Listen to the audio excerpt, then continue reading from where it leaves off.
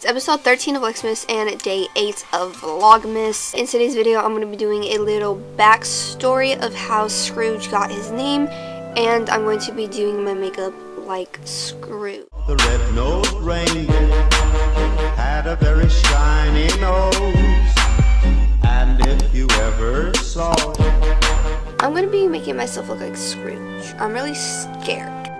I watched like 2 videos on this, but Charles Dickens made a book called A Christmas Carol in 1843. This is one of the best-known holiday stories of all time. A fun fact, Christmas is a popular holiday that follows earlier suppressions of the holiday in England by the Puritans. The success of A Christmas Carol comes from the main character, Ebenezer Scrooge. Scrooge became an icon of Christmas. Scrooge has been played by many actors like Alexia, George C. Scott, Michael Caine, Patrick Stewart, and the most famous one, Jim Carrey. But the question is, who or where did the idea of Scrooge come from? It is said that Dickens based Scrooge on his father.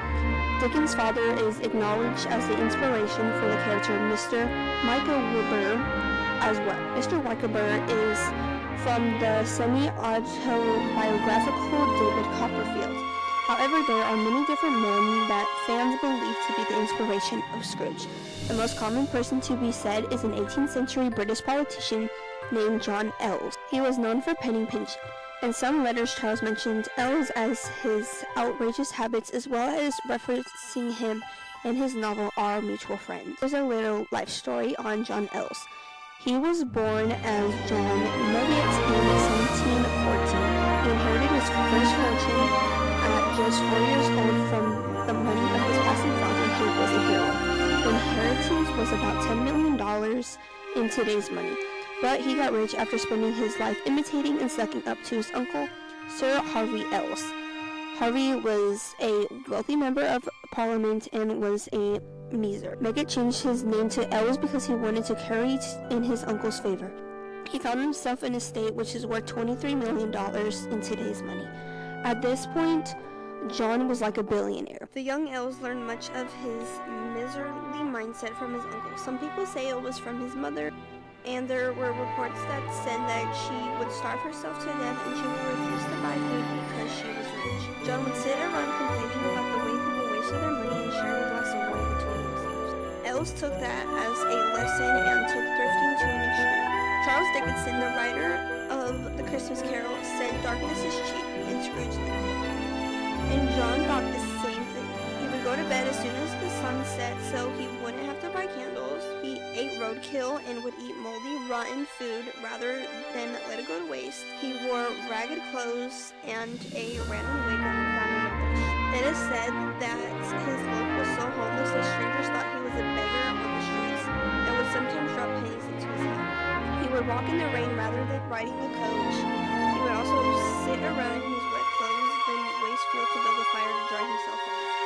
His roof leaked and his expensive home soon fell apart. He also got mad because birds stole hay from the field. And one time, Ellis cut both of his legs badly while he was walking home in the dark.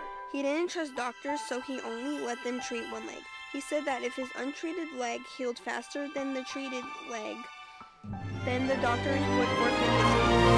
To surprise, his untreated leg healed 2 weeks faster. He ended his life untreated for farming, just like his grandfather Andrew. He served 3 terms. He was technically a member of the Whig Party. However, he voted for whichever party's policies seemed most fragile. He would travel to Parliament by the long route to avoid toll roads.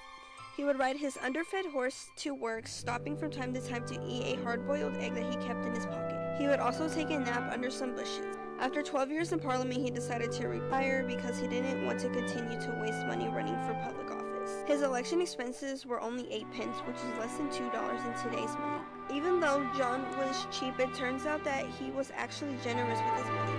When his friends had financial struggles, he would give them the money. He would also lend money freely, but he also never asked his friends to repay him. There's a story that says he once lent a friend £7,000 so the friend could bet on a horse race. Ellis then showed up at the racetrack with nothing to eat but a 2-month-old pancake that he found in his coat pocket.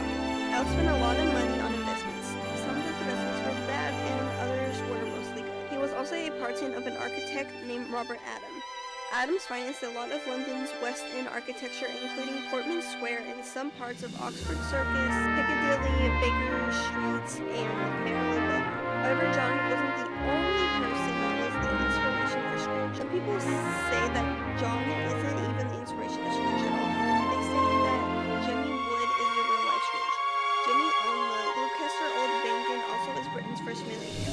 He is known as the Gloucester Muse. There is a character called Dismal Jemmy in the Pickwick's papers where there was a court case in the Bleak House. This case was inspired by the legal battles over wood. It ran so long that they ended up consuming most of his estate. Some rumors of Woods were that he was he also walked everywhere and said he wore the same clothes until they became ragged. The story says that a traveler didn't want to believe that Woods had any money in the bank. He then betted him to withdraw £100,000 when they got to the city.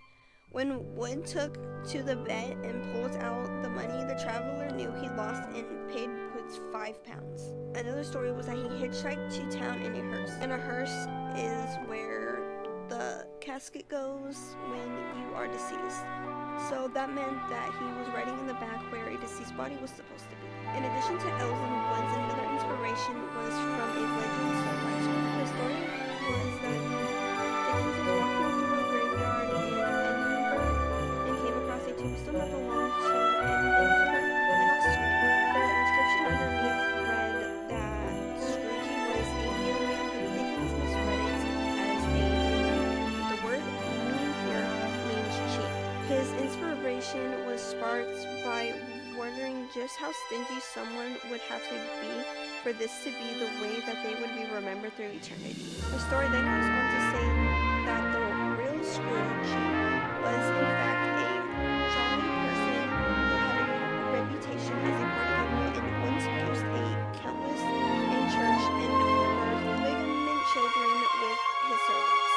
The real tombstone from an absolutely non-fictional person who actually existed was destroyed when the Edinburgh graveyard was being restored in the 1930s. Some people say that Dickens was inspired to create Scrooge by real-life misers and cruel philosophers. Ebenezer Scrooge was simply the logical accumulation of the development of certain ideas Dickens had.